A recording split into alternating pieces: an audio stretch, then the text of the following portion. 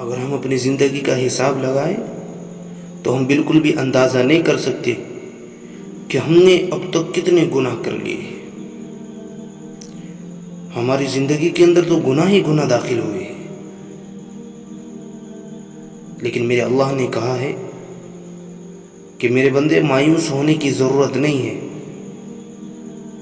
کہ تو نے کتنے بھی گناہ کر لیے، تیرے رب کے یہاں کوئی مقدار نہیں ہے کہ اتنے گناہ کے بعد تیری کوئی معافی نہیں۔ چاہے تو نے 100 گناہ کر لیے یا 101 گناہ کر لیے یا اس سے زیادہ گناہ کر لیے، لیکن اگر تو معافی کا ارادہ کرے اور میری طرف معافی کا قدم بڑھائے تو میں تیرے گناہوں کو معاف کر دوں گا۔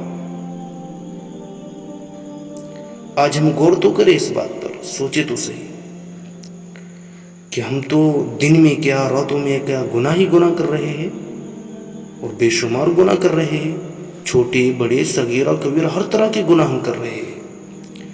اگر رب کی پکڑ فوراً آ جائے تو ہم کیا کریں گے؟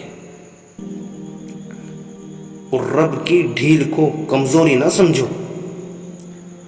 رب اگر ڈھیل کر رہا ہے، گناہ پر فوراً پکڑ نہیں ہو رہی ہے، تو یہ کمزوری نہیں ہے دوستو، بلکہ یہ ہمارے لیے موقع ہے کہ ہم سنبھل جائیں، کہ ہم اس بات کا احساس پیدا کر لیں کہ نہیں، ہم غلط کر رہے ہیں۔ رب اگر موقع دے رہا ہے، رب اگر ڈھیل کر رہا ہے، تو وہ ڈھیل اس لیے ہو رہی کہ بندے کو یہ بات سمجھ آ جائے کہ میں جو گناہ کر رہا ہوں، اس گناہ میں ہلاکت ہے، یہ غلط ہے کہ میں اس سے توبہ کر لوں۔ ورنہ میرے عزیز اور پیارو، اگر رب کی فوراً پکڑ آ جائے تو اس روح زمین پر ایک بھی انسان ایسا نہیں بچے گا کہ جو رب کی پکڑ میں نہ آئے۔ تو ہم سے تو گناہ سرزد ہو رہے ہیں، یقیناً ہو رہے ہیں،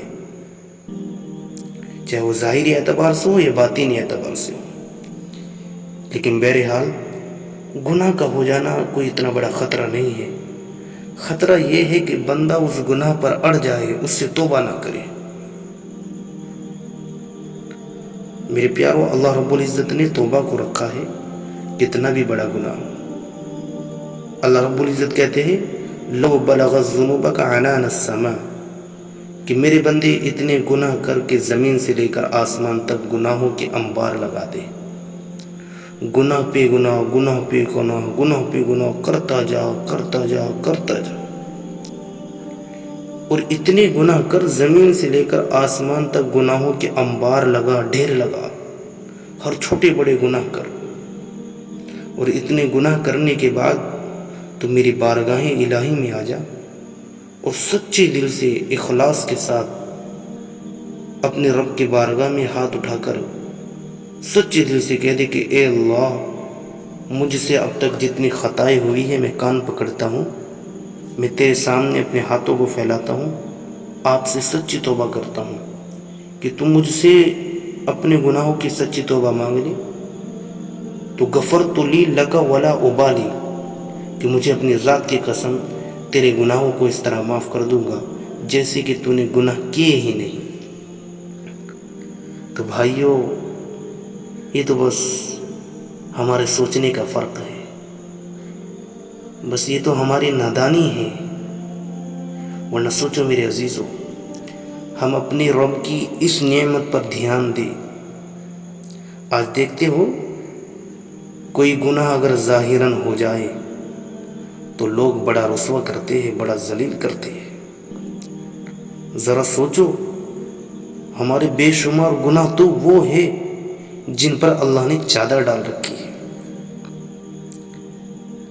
اگر وہ گناہ لوگوں کے سامنے آ جائے تو کیا کریں گے؟ ہم کیسی زندگی گزاریں گے؟